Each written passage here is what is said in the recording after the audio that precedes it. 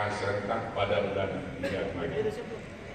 Kemudian untuk Musdar 312 kecamatan juga sudah selesai menyelenggarakan Musdar dan sudah dieskakan semuanya.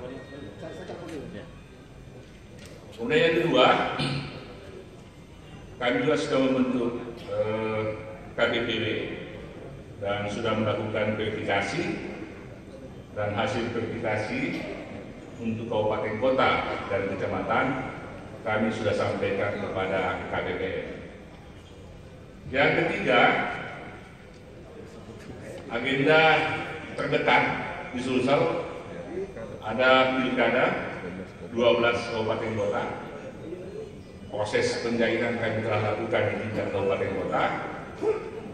Kemudian kami juga sudah melakukan fit and proper test terhadap semua calon, baik kabupaten maupun provinsi. Dan dari 12 kabupaten ini, alhamdulillah ada 4 kader yang maju sebagai calon bupati maupun sebagai calon wali kota. Yang terakhir, Sulawesi Selatan mengusulkan atau mendorong kepada ketua umum kita untuk maju pada Pilpres 2019.